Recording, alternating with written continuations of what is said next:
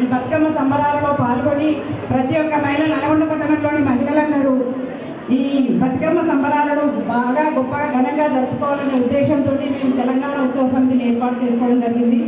తెలంగాణ రాష్ట్రం కూడా మన బతుకమ్మ పండుగను రాష్ట్ర పండుగగా కూడా ప్రకటించింది.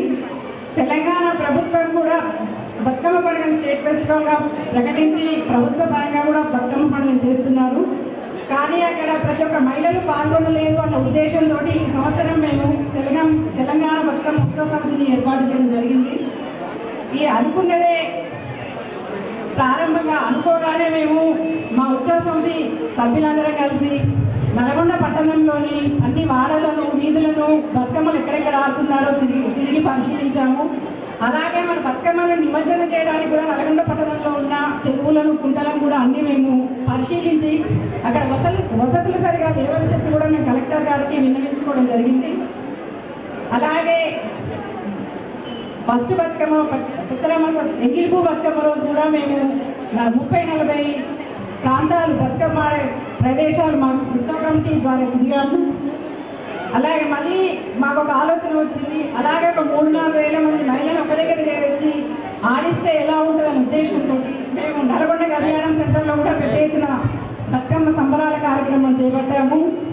అలాగే మరియు సద్దుల బతుకమ్మ రోజు కూడా మేము ఒక 10 ప్రాంతాలు తిరిగి మళ్ళీ వెంకటేశ్వర కాలనీలోని టెంపుల్లో పెద్ద ఎత్తున ఏర్పాట్లు చేయడం జరిగింది. సద్దుల బతుకమ్మ రోజు కూడా అక్కడ కూడా చాలామంది మహిళలు పెద్ద ఎత్తున పాల్గొని సంబరాలను బాగా జరుపుకున్నారు. మన నల్గొండ పట్టణంలోని మహిళలందరూ చాలా బాగా ఈ బతుకమ్మ ఉత్సవాలను జరుపుకున్నారు. పెద్ద ఎత్తున మంచిగా రకరకాల ప్రకృతి సంబంధమైన పుష్పాలతోటి బతుకమ్మలను అలంకరించి సంబరాలు బాగా జరుపుకున్నారు. మన తెలంగాణ రాష్ట్రం ఏర్పడడానికి కూడా బతుకమ్మ కూడా చాలా బతుకమ్మలకు ద్వారా కూడా చాలాసార్లు బతుకమ్మలను చేర్చి కూడా ఉద్యమంలో చాలాసార్లు ఆడాము మేము. అలాగే మన తెలంగాణకు బతుకమ్మ అనేది ఒక ముఖ్యమైన పండుగ. తెలంగాణ రాష్ట్రానికి మన తెలంగాణ మహిళలు బతుకమ్మను ఒక గౌరీమాతగా మహాలక్ష్మిగా పూజిస్తారు. బతుకమ్మ అంటేనే మన ఆడపడుచుగా భావిస్తారు తెలంగాణలోని మహిళలందరూ. అలాగే మేము ఈ తెలంగాణ బతుకమ్మ ఉత్సవ సమితి బహుమతి ప్రధానోత్సవాలు కూడా కార్యక్రమం ఒకటి చివరికి ఏర్పాటు చేసి మన బతుకమ్మ విశిష్టత గురించి ప్రజలకు అందరికీ తెలియపరిచి అలాగే మనము మన ఆడపిల్లలను కూడా రక్షించుకుందామనే ఒక కాన్సెప్ట్తో ముందుకు వచ్చి ఇక్కడ సమావేశపరిచి అందరికీ కొంచెం ఆడపిల్లల గురించి కూడా తెలియపరచాము. ఆడపిల్లను రక్షిద్దాము, చదివిద్దాము అనే ఒక కాన్సెప్ట్తో కూడా ముందుకు వచ్చాము మేము. ఆడపిల్లలను మన